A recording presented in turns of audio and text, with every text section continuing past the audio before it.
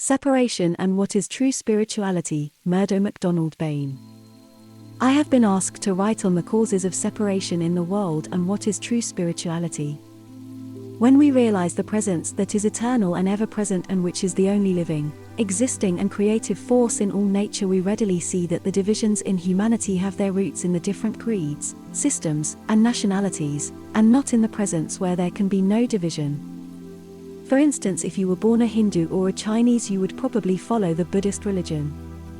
If you were born an Arab, you would become a Mohammedan. If you were born a Jew, you would follow Judaism. If born a European, you would probably follow the Christian religion. Because of the rigid orthodoxy of these differing creeds, the unity of the masses is prevented. Only those who have thought for themselves, and have advanced beyond the antagonisms of the differing cults, can see the fundamental unity of all humanity at the root. As more and more people begin to think for themselves, so will the true expression of the divine spirit in man manifest. Figures mean the same thing in all languages. The problem, when correctly worked out, must come to the same conclusion. So it is the same with the truth. There can be no duality in the conclusion. There can be no distinction in the result. We are not separated in truth, we are separated only by the different theories held in regard to it. We do not quarrel over the fact that we are alive, that we are human beings, so when we are able to reason to the ultimate, we escape the limitations created by false doctrines. Any doctrine that creates antagonisms and separation between one person and another must necessarily be false, when we realize the source of all life is 𝗦. It is only in the completeness of our understanding of ourselves, in our relation to the Creator and our relation to others, that gives us the freedom of truth. We must discern deeply our thoughts.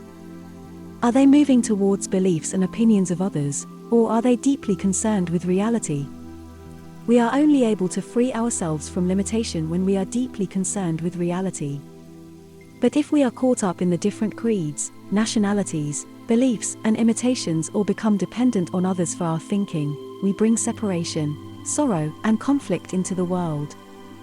Therefore, our freedom comes through our own self-reliance in the awareness of our oneness with God, the Creator of all, and on the other hand, to be able to discern that which is false, that which separates us from one another. There is a common ground upon which all thinking people can agree, that is, that there cannot be any outside of God, otherwise God could not be infinite, and that there can be no division in the mind of God, therefore no distinction. Science has proved to us that the whole universe is a compact form of electronic substance, incapable of division, and only in this substance can form take place. There never has been any separation, nor can we be divided in it. This separation, this division, is but a concept born in ignorance.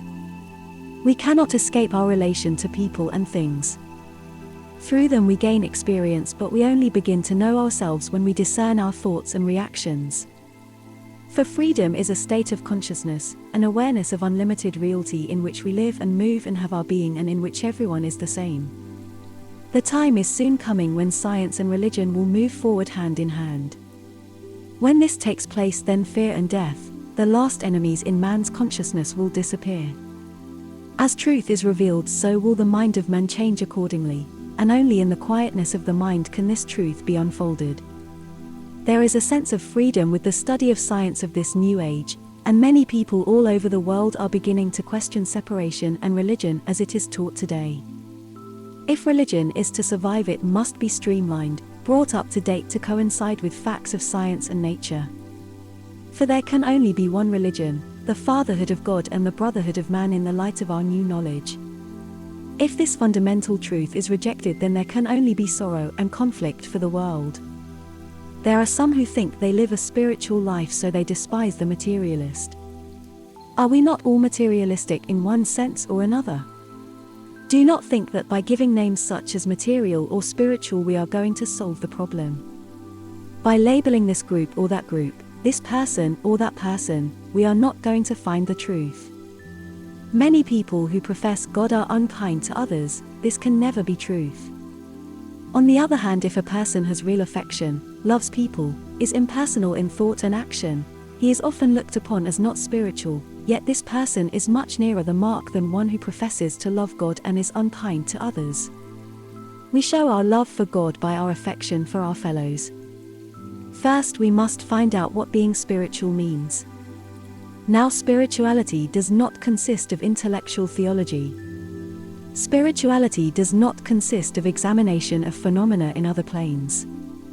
Spirituality is not the exclusive worship by any sect, whether it is Christianity, Hinduism, Mohammedanism, or Judaism.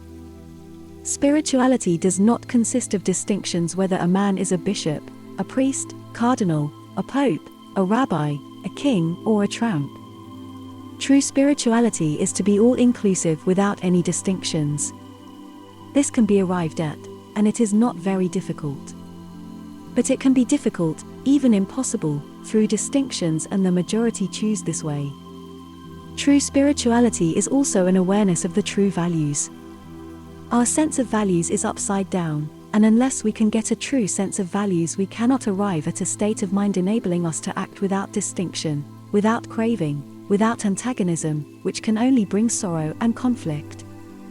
Therefore, true spirituality is to be all-inclusive without distinctions, with a sense of true values, and the expression of affection, wisdom, and healing to all in thought and action. This alone brings us true happiness, for the law never fails to attract to us that which is expressed in ourselves with sincerity. When you begin to understand this, the distinction between material and spiritual disappears. We will no longer separate ourselves as superior beings because we think ourselves more spiritual. When we understand the laughter and tears of life with others who have the same laughter and tears hidden in them. When we have understood this, then we will not divide up life, saying this one is spiritual and this one is material, or this one is spiritual and this one is not spiritual. The world is ourselves multiplied millions of times, and any result must be from a change in ourselves. But we must not be caught in the effect, lest we lose the substance for the shadow. To be aware of the presence and being that presence which is never antagonistic, never separated, is the essential thing, and knowing that understanding and love are its highest achievements in human life. Do not battle with or struggle with ethics, virtues, and their opposites. If we battle against error longing for virtues, we are caught up in both. Most people hack themselves to pieces with vices and virtues. If our desire is the pursuing of happiness, then the perfume of understanding is to lay the emphasis on the essential. The presence is the only essential, it itself is freedom, unlimited expression. In this lies our happiness and freedom. Wisdom gilded by love is the perfect expression of the presence in us all. To the 𝗨 there is no end. Anyone can invent theories. Many books are filled with them, about the spiritual life, about truth. Theories are inventions of the mind and are not truth. Neither should we be interested whether one is a Christian, a Jew, a Hindu, or a Mohammedan. These are but patterns to which the human mind conforms. That which you worship destroys your power to think. It is people that live, not theories or divisions. Is it not true that we have created a social structure, which demands adaptation and conformity, and thus we are caught up in the net of our own creations, the outcome of our own desires and illusions?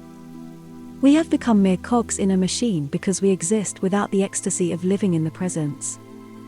We are forever suppressing and destroying our own creative understanding, hence the utter misery and chaos in the world. It is not what I say or what another may say that enables you to arrive at the truth, only by your own discernment of that which is utterly false.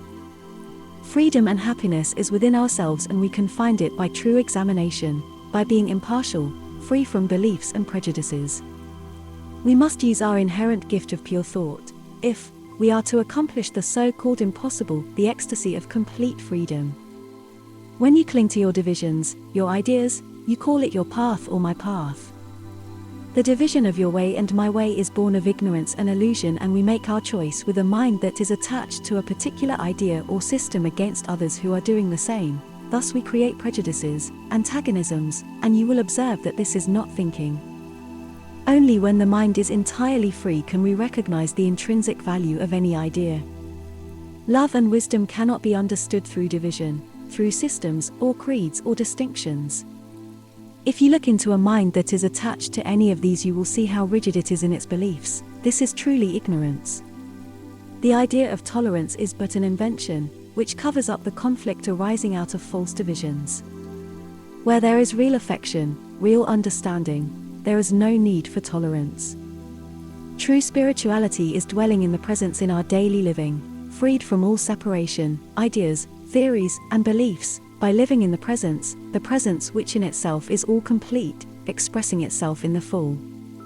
This everlasting reality can only be understood in the fullness of the present, not past or future, but by allowing the presence to express itself without hindrance. Now, I am the life. Benediction. O eternal presence of wisdom and love, we attune ourselves to thee, and our life is one continuous inspiration. Thy fountain of eternal bliss intoxicates us night and day, and as we dissolve into thy presence of endless beauty, so do we inhale and exhale thy divine breath of love and wisdom. We have discovered the false things that hid thy face from us, and now that we have found thee at last, we shall forever taste of thy sweetness, yes, forever and forever. My peace and love remain with you. Yours sincerely, 𝗦 MacDonald-Bayne.